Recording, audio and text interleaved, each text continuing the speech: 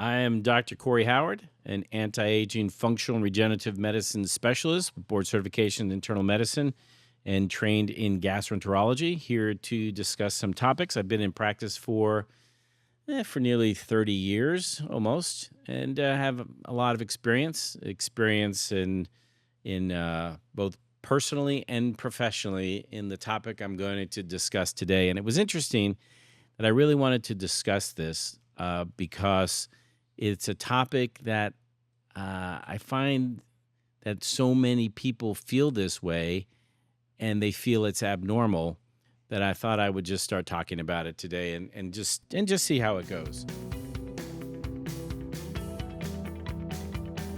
What I'm going to talk about is how you feel about yourself. And the question is going to be, have you ever had the thought of not being good enough? I know I have. I'm not going to lie about that. I'm not so sure it doesn't happen every day, but it can. And so that feeling of not being good enough is part of what makes country music so good. There's all these songs about I'm not good enough, or that wasn't good enough for me, or things like that.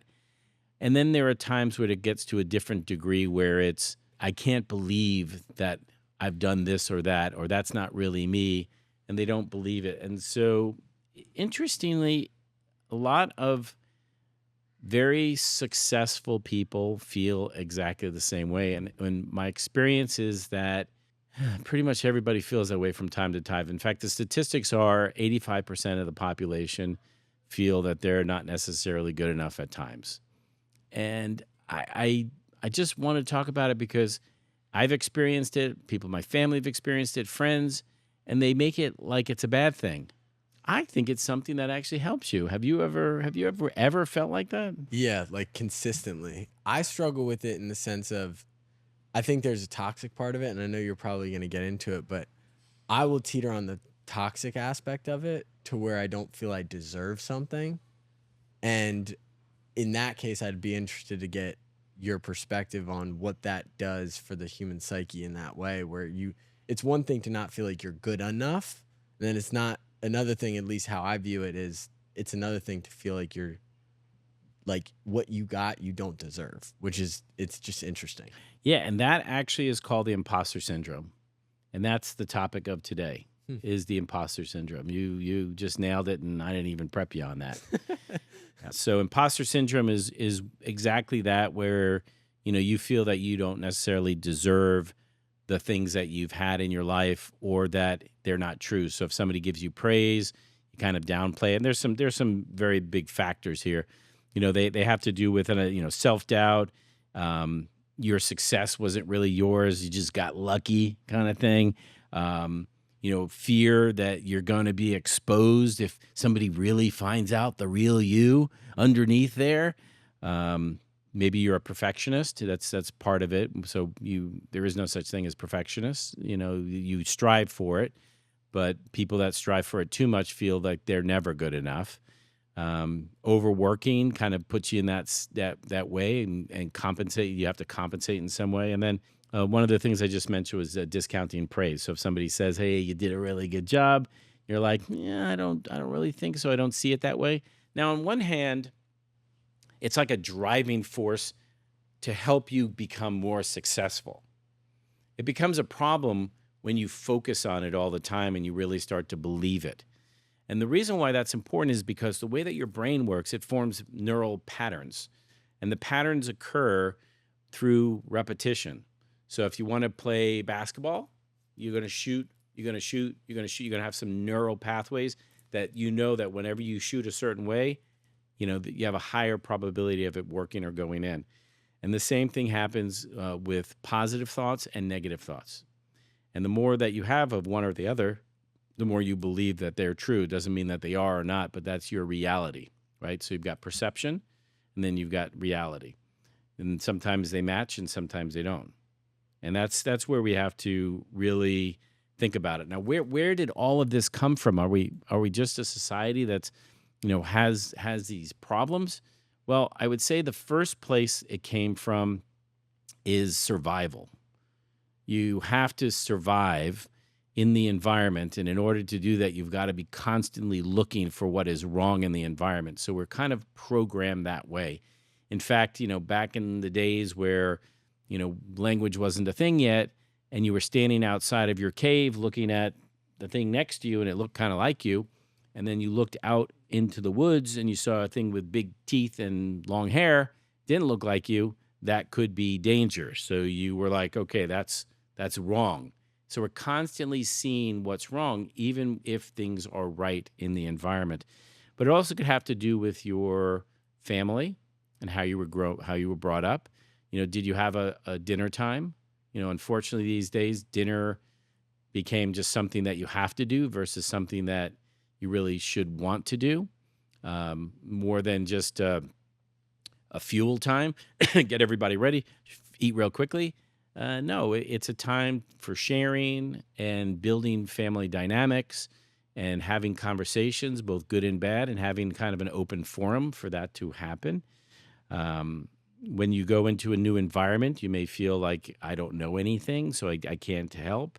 Could be your personality, and it also could be just social pressures in the environment that are having you think one way versus another. For example, if you're online and you're watching all of these videos of people constantly having a good time, you're like, well, my life isn't like that. Well, guess what? Theirs isn't either. They're only posting the things that are good about their lives. What are we going to It say? was interesting to hear that because that's exactly what, from being a young entrepreneur, aspiring entrepreneur, really just a young person looking to be successful, you see social media and it basically sets a expectation, unrealistic or not, of how your life is supposed to be.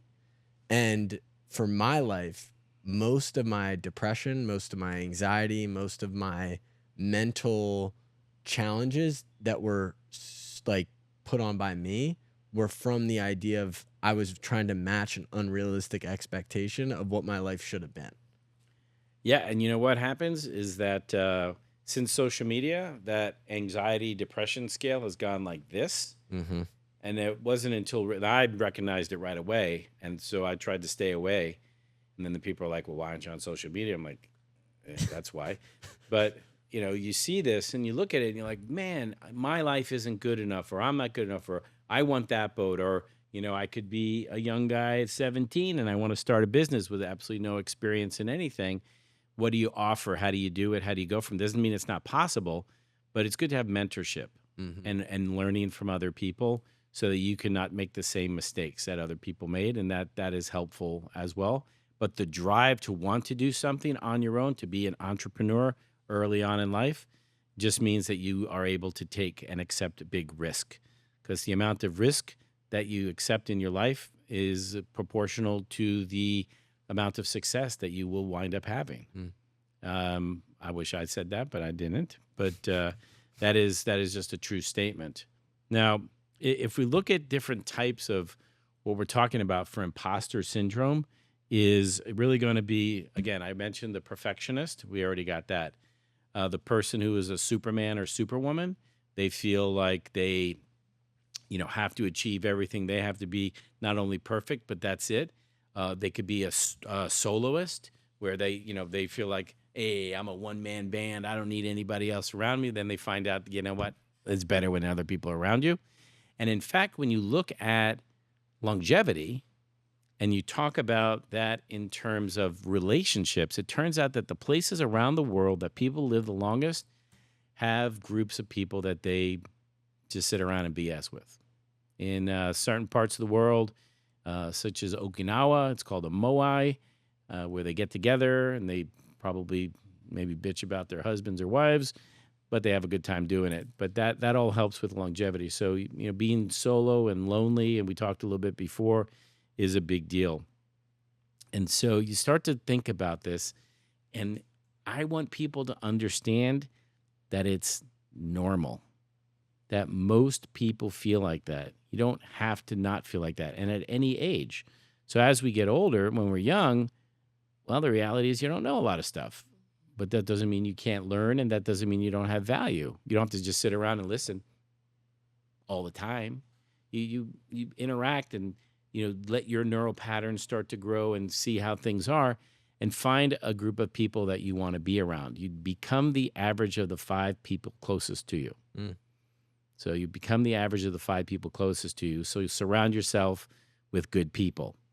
What I like to do is I like to surround myself with people that are a lot smarter than me, which isn't too hard to do. So I just find somebody that can do stuff that I can't do. And then, we've been friends, and I've got friends like that I've been friends with for decades that are still way smarter than me in certain things. And sometimes I have a little advantage over them as well, such as a medical degree. Can I can I ask you, when you are, some people listening are afraid of being the dumbest in the room. How do you manage being in a circle of people where some people are maybe a little bit more successful, and how do you not get stuck in the trap that most people get, which is the comparison trap, the I'm not as good as them trap, all that type of stuff? That is very, very, very true what you just said. The comparison trap, because that's the whole social media thing. For me personally, because I felt like this, is that I never really wanted anything. I never was first. I've been last. I've failed my way to the top at times. And I realized that the one thing, when I look at my notes from a long time ago, that I've had is resilience, the ability to keep going in face of negativity, including your own. So sometimes you got to get out of your own way. And the first thing is obviously recognizing it. And the sooner you get that, the better off you're going to be overall, honestly. Mm-hmm. Because the people that don't recognize it go along their lives and keep doing the same thing over and over again, expect a different result, definition of insanity by Einstein. But, you got to think about, well, what can I change? And that's where those questions come in that I really, really like to answer. Like, what does this mean? What else could this mean? Push yourself to figure that out, because most of the people around you are not thinking like that. They either have a goal and they go for it, or they make it, they don't make it. They don't make it, they fail, they feel like they're a loser. Whereas you fail because you can take the next step. It's like the whole thought of a tree. A tree in anywhere needs both sunshine and rain. Mm-hmm. And if every day is just sunshine, it is going to die. You have to have the rain and storms in order to grow the deepest roots. And so you have to be able to work through your feelings. And what I'm trying to say is that they're normal. Now, I'm not saying you shouldn't have therapy, or people don't need therapy or things like that, because I think good family and friend groups are pretty much like our therapists to ourselves. I think that could be very, very good. And I'm not downgrading what mental health is, because that's also a major, major problem. But I think that we could take a step back and just look and see, well, what exactly are we talking about here? And what is it in relation to me? And how can I help either myself or seek out people to help me understand it? Because I think the one thing that I've noticed a lot less today, and I don't know if you've experienced this or not, is people are just not honest. They're not honest with anybody. They won't tell you like it is, Mm-hmm. for fear of either retribution. Maybe they don't know you well enough, of course. Maybe they don't want to break the relationship up, in both, any kind of relationship you have. I don't just mean with your significant other. I mean with your guy friends, your girlfriends, anybody, that how you interact, including your parents. We have a very good relationship with our kids and talk about everything. And I mean everything that you could possibly talk about. And we have conversations that last, well into the late nights very frequently. And I think those help everybody grow. Mm-hmm. I've been doing this in medicine for almost 3 decades, and I still learn something every day. And there are definitely days still, even today, that I feel like, I could have done something differently, or I should have done something differently. And then I immediately turn around and say, Why am I feeling that way? So I'll give you an example. Uh, Back, 2009, I trained and raced in an Ironman. Now, before that, I couldn't run 1 mile. I didn't own a bicycle, and I did not know how to swim. I mean, I could swim to not drown, but I couldn't, like, open water swim was like, give me some water wings because I'm going to die. At the beginning, I had a little nose thing because I hated water up my nose, and it was pathetic. But over time, I learned, how to trust the water, how to trust myself, and do things, and I got enough experience that I could participate and race in something like an Ironman race, which took me a little less than 12 hours, 11 hours, 56 minutes. And after that, then all the other things happen, injuries, you're fatigued and whatever. So 2 years down the road, I'm out west, and I get up in the morning to go for a run.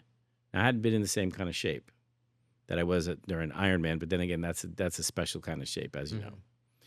And so I go out in the dark, and I start running. And I'm like, oh, my God, I'm so slow. I suck. I just can't stand this. It's like everything is just so difficult. And the whole thing was just negative, negative, negative, negative, negative. Oh, it was exhausting. And then all of a sudden, boom, I get hit right in the head with a branch while I was running. Now, stuff like that happens when you run. Sometimes you trip, you fall. Hopefully nobody's watching. And you get back up and you're like, I'm good. So normally I would just keep running because that's what you do. But I was in a little bit different state at the time. And I said, well, what does this mean? And I said, well, it means that I got hit in the goddamn head with a branch. That was pretty obvious, right? I think so. And then I said, what else could it mean? And what could it mean was that maybe the branch was a wake-up call for me to stop berating myself, which helped me kind of turn it around to the saying to be kind to yourself all the time. Always be kind to yourself. Because if you're not kind to yourself, there's no way you're going to be kind to other people. It's interesting. I experienced during the race that I just raced, and almost, I think we're at mile 32, and I'm in my head discrediting myself before I've crossed the finish line of why this wasn't good enough. And it was like this constant discussion in my head. And because I had heard this story from you, like before my race, I had that branch moment. For me, it was like I slipped and almost fell, which is like just about as terrifying as you could possibly do. But I had that moment, and I was like, little quick curse word came out. But then I was like, why did I need that? And it was a pattern interrupt, and it stopped my train of thought, which is that looping constant negativity, and it shook me up a little bit. And what happened what did you change it? What did you fill in that gap with? Like actual, hey, this is a good, you did a good thing. Yeah. Pat yourself on the back for it. This is good. This is positive. This is, for every negative that would try to come up, it was kind of just discrediting the negative discreditation, I guess.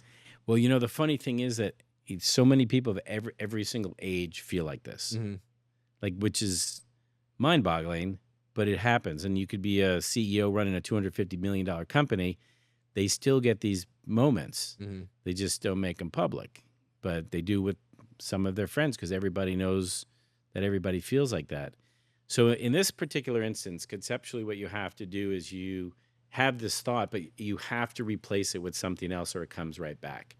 And so if you replace it with that, you did something very few people can do.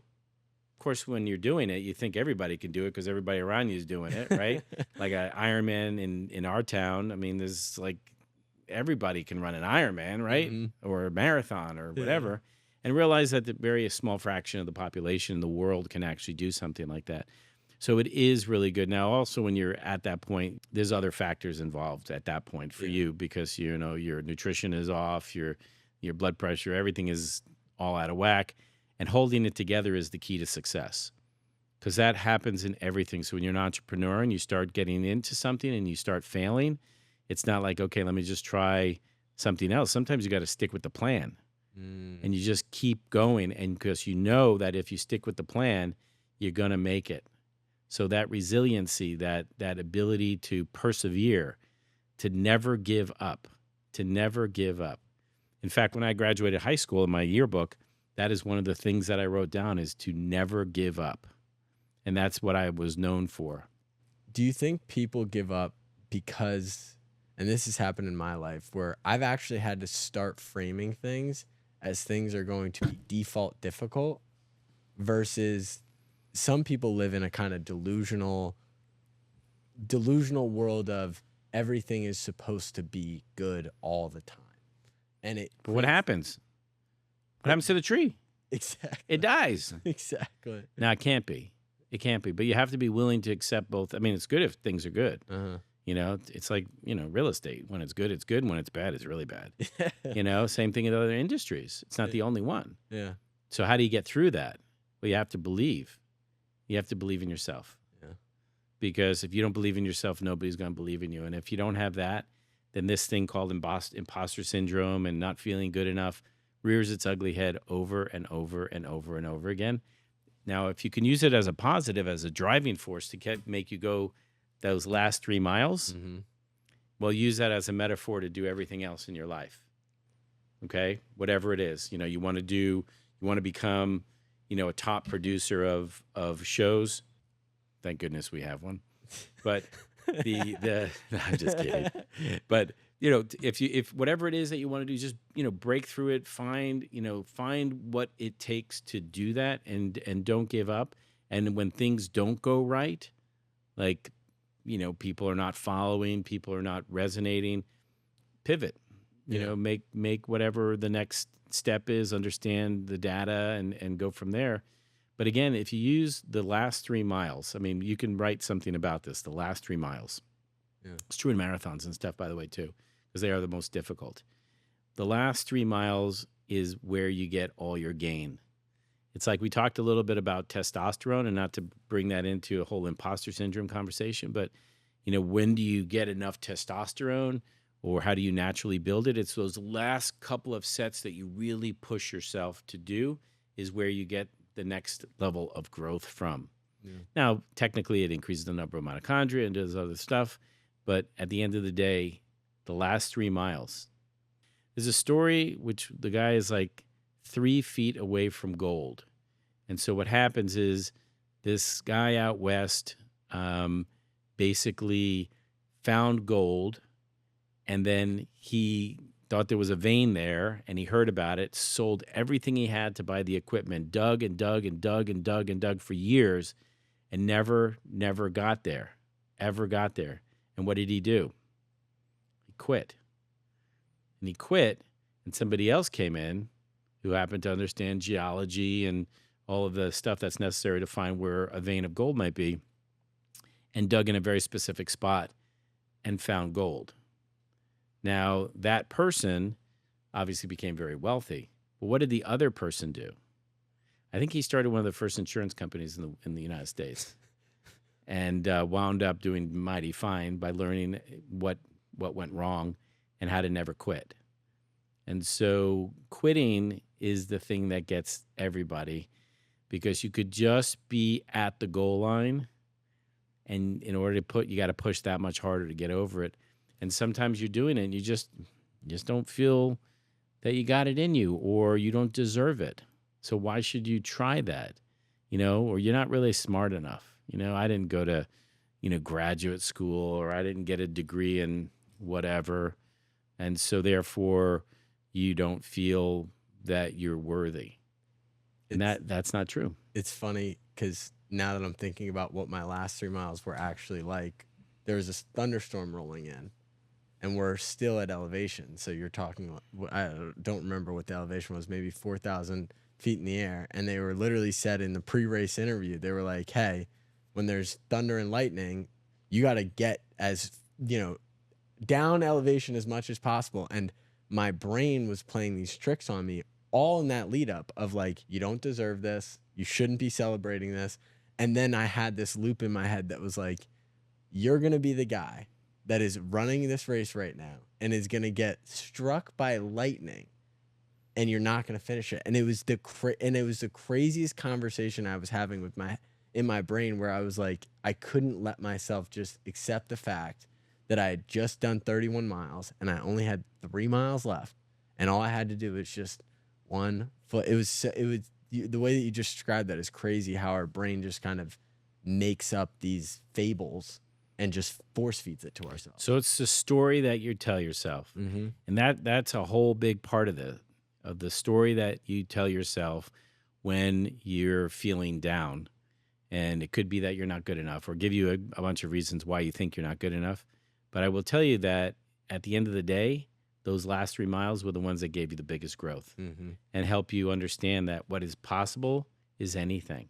Mm-hmm. And when you know that anything is possible, that's when you can achieve the most. And so, practicing self-compassion, being kind to yourself, I think is number one. Challenging your negative thoughts, asking the question, is this true? Is this not true? You challenge it. Don't let it just come in. Your brain wants to tell you one thing. Your body wants to tell you another thing.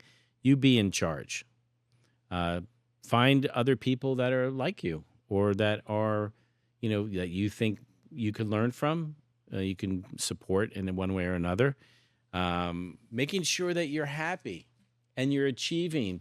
So here you are. You did 31 miles. You're like, crap, I'm not good enough. You should have been like, yes, I nailed the 31 miles so far, and I've only got this left to go, and I am going for it. I'm going to do it.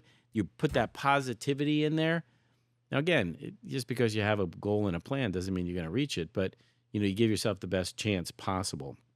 Those are some of the key factors on making sure that you can find success. And so when we're looking at this and we're looking at imposter syndrome, we understand that, a full 85% of us feel like that from time to time. So therefore, it's normal. It's not abnormal, first of all. So don't feel like it is. Second of all, pull yourself up and ask yourself the questions. What does it mean? What else could it mean? Does it mean that you really aren't good enough? Or what is the truth? And the truth is, you can always learn to do a little bit more. Every single day, we should try one thing. And the one thing that we should try to do is just be 1% better tomorrow than you were yesterday. Just 1%. Do you know how easy that is? That's like literally just putting your socks on, then your shoes. It's like 1%. It's not a big deal. Or it's changing one thought from what you can't do to what you can do. Just 1% every day. And the power of that over time? Anybody know what that's called? Compound effect. And what is the compound effect in relationship to money? Turns a penny into millions of dollars after a month, right?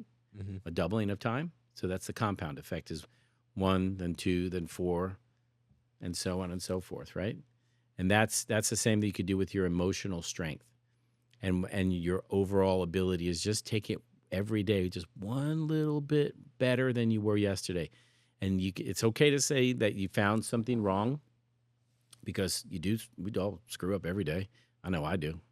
And just make it better the next day.